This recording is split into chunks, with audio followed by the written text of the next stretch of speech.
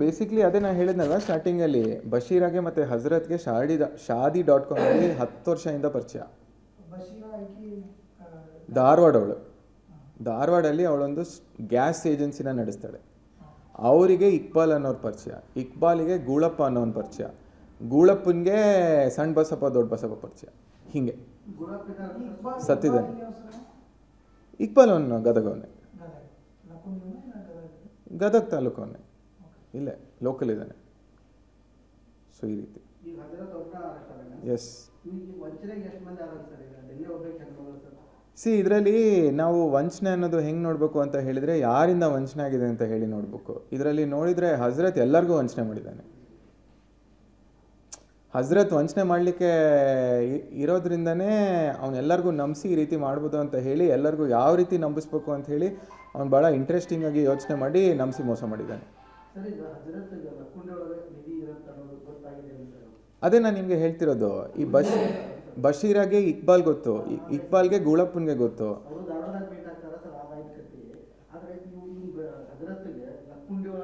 ಯಾಕೆಂದರೆ ಐತಿಹಾಸಿಕ ಸ್ಥಳ ಇರೋದ್ರಿಂದ ಅಲ್ಲಿ ನಿಧಿ ಇರ್ಬೋದು ಅಂತ ಹೇಳಿ ಒಂದು ನಂಬಿಕೆ ಇರುತ್ತೆ.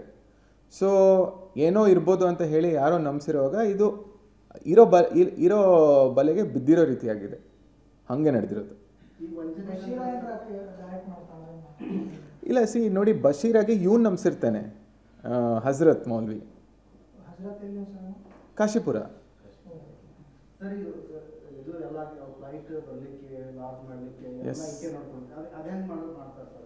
ನೋಡಿ ಅದೇ, ಈಗ ಈ ಪ್ರಕರಣ ಆಲ್ರೆಡಿ 3 ವರ್ಷ ಹಳೆದಿದೆ, ಇಲ್ಲ 4 ವರ್ಷ ಆಗ್ತಾ ಬಂದಿದೆ ಈಗ.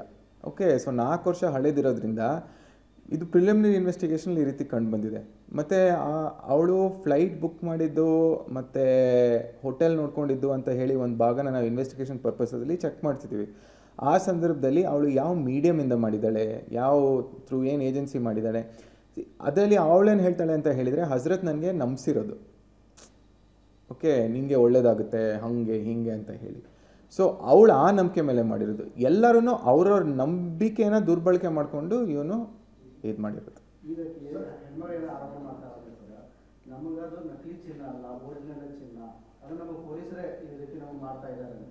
ಅದು ಸಾಧ್ಯ ಇಲ್ಲ ಅಲ್ಲ. ಈಗ ಫಾರ್ ಎಕ್ಸಾಂಪಲ್ ಇದು ಪ್ರಕರಣ ಆಲ್ರೆಡಿ 4 ವರ್ಷ ಹಳೆಯದಿದೆ. ಓಕೆ, ಮತ್ತು ಇದರಲ್ಲಿ ಎಲ್ಲ ಆಯಾಮಗಳು ನೋಡಿದರೆ ಇವನು ಬಿಂದಿಗೆಯಲ್ಲಿಂದ ತೊಗೊಂಡ, ಮತ್ತು ಅವು ಎಲ್ಲ ಕರಬ್ರೇಟ್ ಆಗ್ತಾಯಿದೆ.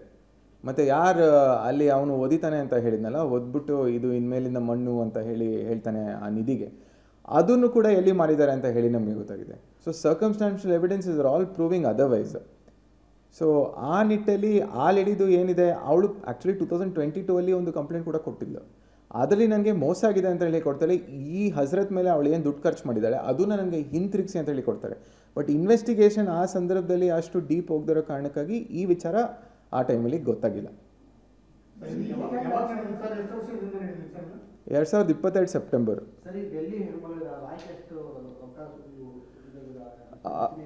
ಅದು ದುಡ್ಡಿನ ವಿಚಾರ ನಾವು ಇನ್ನೂ ಇನ್ವೆಸ್ಟಿಗೇಷನಲ್ಲಿ ನೋಡಬೇಕಾಗುತ್ತೆ. ಬಟ್ ಮರಿಯಮ್ದು ಪಾತ್ರ ಹೆಂಗಿದೆ ಇದರಲ್ಲಿ ಅಂತ ಹೇಳಿದರೆ, ಬಶೀರಾಗೆ ನಂಬಿಸ್ಲಿಕ್ಕೆ ಮರಿಯಮ್ಗೆ ಯೂಸ್ ಮಾಡ್ತಾನೆ. ಎಸ್. ಸೊ ಮರಿಯಮ್ಗೂ ಕೂಡ ಹಜರತ್ ಮೋಸ ಮಾಡಿದ್ದಾನೆ.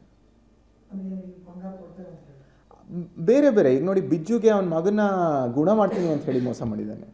ಅವನಿಗೆ ಏನೋ ಒಂದು ಸ್ವಲ್ಪ ಸ್ಪೀಚ್ ಇಂಪೇರ್ಮೆಂಟ್, ಅವನಿಗೆ 2-3 ಜನ ಮಕ್ಕಳಿದ್ದಾರೆ, ಅವನು 60 ವರ್ಷಕ್ಕಿಂತ ಮೇಲಿದ್ದಾನೆ. ಅದರಲ್ಲಿ ಒಂದು ಹೆಣ್ಮಗಳಿಗೆ ಮದುವೆ ಆಗಿದೆ. ಈ ಹುಡುಗನಿಗೆ ಸ್ವಲ್ಪ ಬಾಯಿ ಬರಲ್ಲ ಟೈಪ್, ಅಂದರೆ ಮಾತಾಡಲಿಕ್ಕೆ ಬರ್ದೇ ಇರೋ ಕಾರಣಕ್ಕಾಗಿ ಅವನು ಆ ರೀತಿ ಅವರಿಗೆ ಮೋಸ ಮಾಡಿದ್ದಾನೆ. ಸೊ ಪ್ರತಿಯೊಬ್ಬರಿಗೂ ಅವ್ರವ್ರದ್ದು ವೀಕ್ನೆಸ್ನ ಇಟ್ಕೊಂಡು ಮೋಸ ಮಾಡಿದ್ದಾನೆ.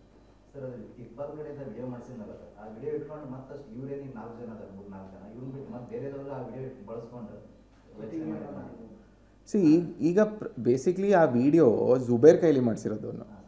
ಓಕೆ, ಜುಬೇರ್ ಮಾಡಿಸಿದ ಮೇಲೆ ಇದು ಬಶೀರ್ ಹತ್ರ ಹೋಗಿದೆ. ಆ ವಿಡಿಯೋ ಮಾಡಿದ ಉದ್ದೇಶನೇ ಈ ಥರ ಪಿಕ್ಚರ್ ಕಂಡ್ಲಿ ಥರ್ಡ್ ಪರ್ಸನಿಗೆ ತೋರಿಸೋಣ, ನಾನು ನಂಬಿಸಿ ಅವ್ರ ಜಮೀನಲ್ಲಿ ತೆಗಿತೀನಿ ಅಂತ ಹೇಳೋಣ, ಆ ಸಂದರ್ಭದಲ್ಲಿ ಅಲ್ಲಿ ಸಿಕ್ದಂಗೆ ಮಾಡೋಣ, ಅವರಿಂದ ನಾವು ದುಡ್ಡು ತೊಗೊಳೋಣ ಅಂತ ಹೇಳಿ. ಅವನದೇಗಿದೆ ಅಂತ ಹೇಳಿದರೆ ಅವನು ಹೇಳ್ತಾನೆ, ನನಗೆ ಬಂಗಾರ ತೆಗೆದರೆ ಬಂಗಾರ ನಂದಲ್ಲ, ಬಂಗಾರ ನನಗೆ ಹೊಂದಾಣಿಕೆ ಆಗಲ್ಲ, ಅದ್ರ ಮೇಲೆ ಏನೋ ಶಾಪ ಇರುತ್ತೆ, ಅದ್ರ ಮೇಲೆ ಏನೋ ದೆವ್ವಭೂತ ಇರುತ್ತೆ, ಇದನ್ನು ಮುಟ್ಟಿದರೆ ನಾ ಭಸ್ಮ ಆಗ್ಬಿಡ್ತೀನಿ, ಸೊ ನಾನು ನಿಮಗೆ ಪೂಜೆ ಮಾಡಿ ಇಟ್ಟು ನಿಮ್ಮಿಂದ ದುಡ್ಡು ತೊಗೊಂಡು, ಅಂದರೆ ಸರ್ವಿಸ್ ಚಾರ್ಜ್ ಥರ ತೊಗೊಂಡು ಒಂದು 10 ದಿನ ಆದಮೇಲೆ ನೀವು ಅದನ್ನು ಓಪನ್ ಮಾಡಿ ಆವಾಗ ನಿಮ್ಮದು ಆಗುತ್ತೆ, ಅಲ್ಲಿವರೆಗೂ ನೀವು ಕೂಡ ಮುಟ್ಬೇಡಿ ಅಂತ ಹೇಳ್ತಾನೆ. ಸೊ ದ್ಯಾಟ್ ಅಷ್ಟರಲ್ಲಿ ಇವನು ಎಸ್ಕೇಪ್ ಆಗ್ಬಿಡ್ಬೋದು ಅಂತ ಹೇಳಿ ಅವನದು ಮುಖ್ಯ ಉದ್ದೇಶ ಇರೋದು.